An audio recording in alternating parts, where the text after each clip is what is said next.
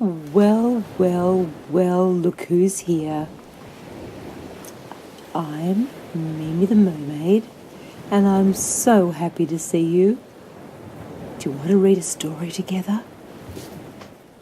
This story is the very first in the Sasha and Friends series, and this one is about Sasha the reef shark and how she became the princess of the reef. These stories are all about my reef friends, and look, there's some of them together on the first page. These stories are always so full of surprises, so let's go. Now look, there's a quiz. Oh, I love quizzes. And there are 6 questions, and the answers are on the back page. What fun! We can come back to that in another video if you like. Now that's my kind of fun. Let's turn the pages together. Oh, look at those funny seagulls all lined up. And look, there's one looking right at us, and he's squawking. Now this page is something very special. It's fun facts about Petal and her species of jellyfish. They're sometimes called jellies. And Sasha, who is a white-tip reef shark. And we can come back and read these too if you want to. You can come back in that next video, and we'll do the quiz then as well. Oh, you'll love these facts. And look, there's serious secrets too about their personalities for Petal and Sasha. And each book has lots of other creatures too. This page has fun facts about Gill. Now Gill is a leopard coral grouper. And look, there's facts about Brian too. And Brian is a feather-fin bullfish. Now they are fascinating. They really are. And look, there's serious secrets as well.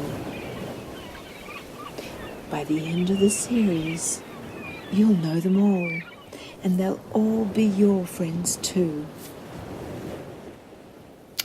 Now look at this page. I did tell you the book was full of surprises, and here's another surprise. Collector cards for some of the creatures. Oh, I love seeing them all in one place.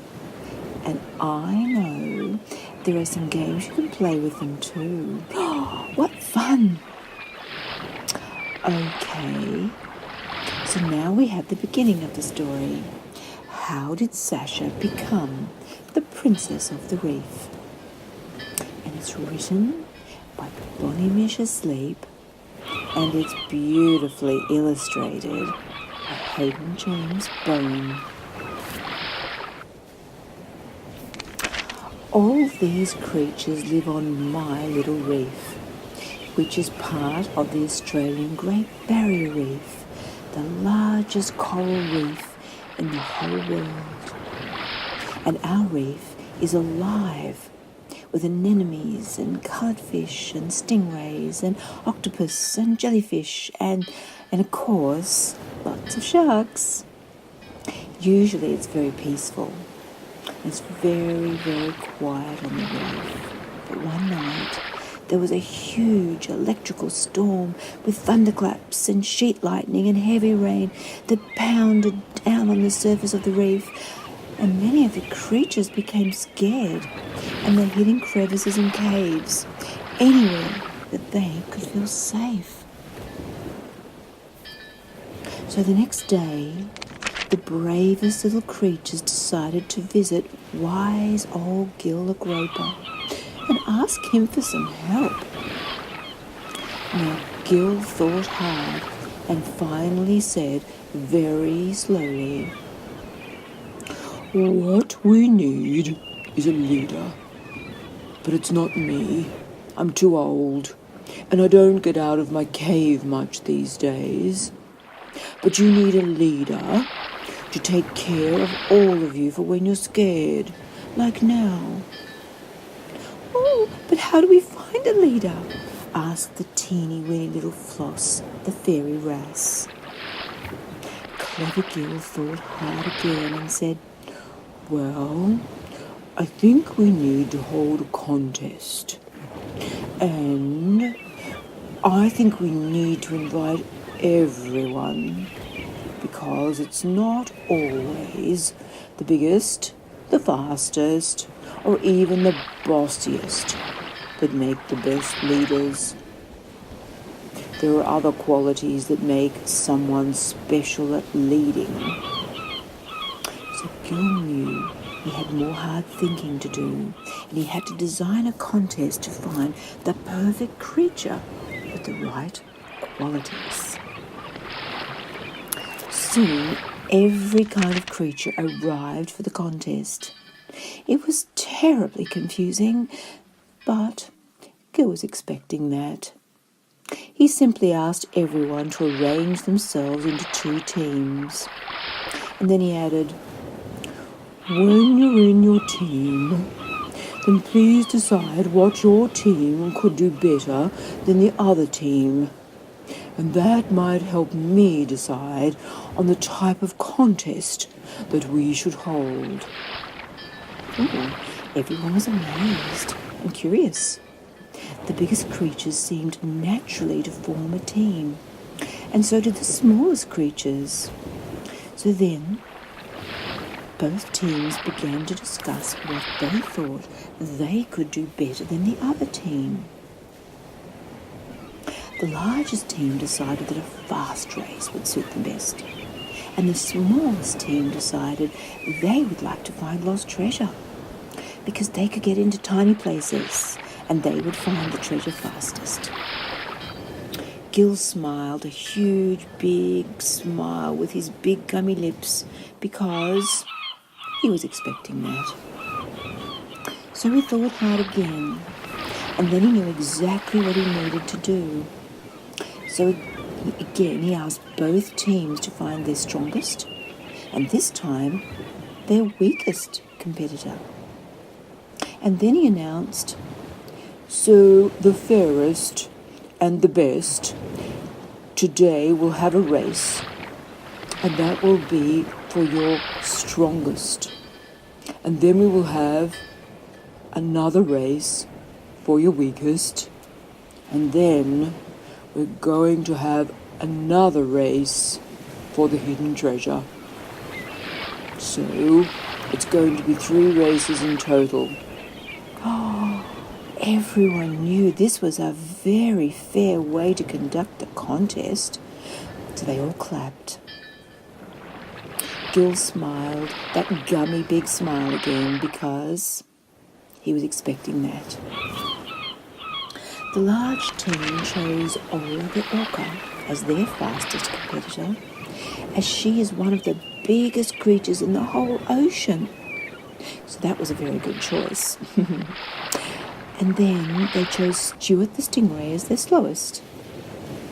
Stingrays can be very fast, but they can also be quite slow. And Stuart didn't mind at all being called the slowest, because it meant he was still representing his team. So he was very happy. The small team chose little tiny Floss, the fairy wrasse, as their fastest, and Oscar the octopus as their slowest. Now Oscar was like Stuart. He could be very fast if he wanted to be, but he could also get all tangled up and get very slow. So he was also a good choice as the slowest for his team, and he was also very happy just to be in the competition. Now, can you imagine one of the smallest, tiniest creatures of the reef next to one of the largest creatures in the whole ocean, side by side, and about to race each other? It was a very funny sight, and everyone chuckled. Ola enjoyed the fun so much that she got distracted and she didn't even see the seaweed flag wave to start the race. But Floss did, and she quickly raced to the finish line, and she won the first race. But then something very special happened between Ola and Floss, and you can read about that in Ola's story, which is in book 4. It's a beautiful story. You don't want to miss that one. Floss did something very kind, and she and Ola became best friends from that day onwards. But now there was a second race, and both competitors watched very carefully this time for the flag, and they both raced to the finish line, and Stuart just beat Oscar by the tiny tip of his nose. So now the contest was even, one race to each team, and it completely depended on who found the hidden objects. The hidden objects were old bits of treasure lost by humans. There was a tin can with an orange label.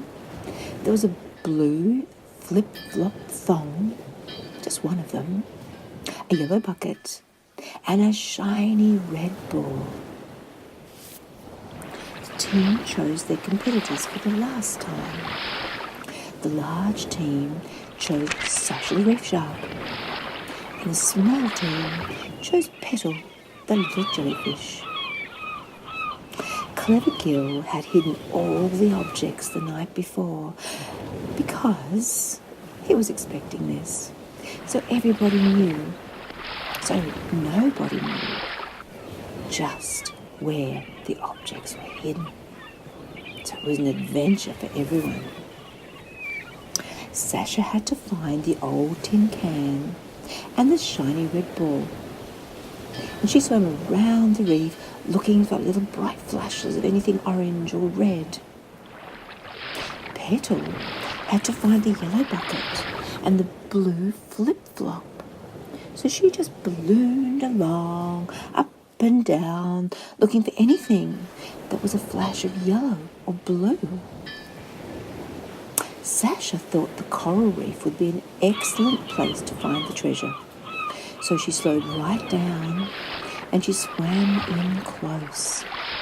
She had never seen the reef this closely before, and she found herself fascinated by all the tiny fish and the bright colours of the reef.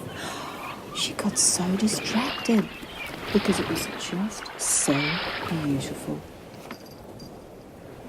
Petal used her bouncing skill and soon found that down close to the coral she created a little current which blew the loose sand out of the crevices so she could peep into many of the secret places. This helped Petal, but she found lots of other objects, like a lock and some jewellery and a green whistle. And she put all these objects into her new found pile. And she was very, very happy. And she just kept adding to her pile as she kept searching for her hidden objects. Suddenly, both creatures found both their lost objects, and they rushed to the seaward finish line and got there together. "Oh no," said all the creatures. "What are we going to do now? How can we ever decide the winner?" But Gil was expecting that. So he calmly said, "So, can each competitor now explain what they learnt from doing their challenge?" Oh, everyone took a big deep breath. They couldn't wait to hear what Petal and Sasha had learnt. Petal said that she'd learned how to use her bouncing skill to move the loose sand and find many other lost objects. She loved her newfound pile, and I think this would be her new hobby, and it made her very, very happy. Everyone clapped because they were happy and Petal was very happy. And then it was Sasha's turn, and she was very honest. She said she got distracted. In fact, she said she forgot all about the contest for a while because she learned how beautiful the reef was and how many tiny creatures all lived together on the reef. She said it was actually very important for a bossy shark like her to actually learn this. Everyone clapped, and then they nodded to one another, and then they nodded to Gil, and then they kept clapping. But Gil was expecting that. So now Gil knew that the reef creatures all together had found their new leader. And you guessed it, he was expecting that. So Gil then nodded to Petal, who handed to Floss, who handed to Stuart, who handed to Gil a tiara from Petal's newfound pile. Gil put it gently onto Sasha's head, and it was a perfect fit. So the reef and all the creatures together had found their new leader, and it was Sasha, and she was now the princess of the reef. Oh, that was such a lovely story, and so wise of Gil to create such a wonderful contest. There are lots more books in this series about the Great Barrier Reef. And look, the second one is Why Does Seymour Seagull Only Have One Leg? Oh, I have to find that one out, don't you? What fun! And look, there's the quiz answers on the last page. But we won't peek. If you want to enjoy the quiz and the fun facts and the serious secrets, look for the accompanying video to this story number 1, how Sasha became the princess of the reef. And on the very last page, you can see more about the collector cards. It looks like you get some in every book, and they just peel off the page so you can collect them and enjoy them. I happen to know a secret. There are also quite a few card sets, even an exciting trumps game and a memory game, and you can buy them straight away if you want to. If not, you can watch our little videos and see what fun we have playing them. And I have to tell you about the absolute best thing. The best thing. Hayden, we call him. He is our very, very talented designer and illustrator. And he has done some beautiful videos showing you how to colour in, just like he does. So you can go to our website, or you can search for them in the YouTube or YouTube Kids content. I also know a secret. If you want to go to the website, you can send an order or request, and you just might get back an email from Sasha herself. What fun! It's been so nice sharing with you, and I can't wait until the next time. So this is me with a mermaid saying bye, and make sure that you go out and enjoy the beautiful sunsets wherever you are. I sure do. And maybe someday you'll sit with me on my rock and we'll be able to share one together. Bye.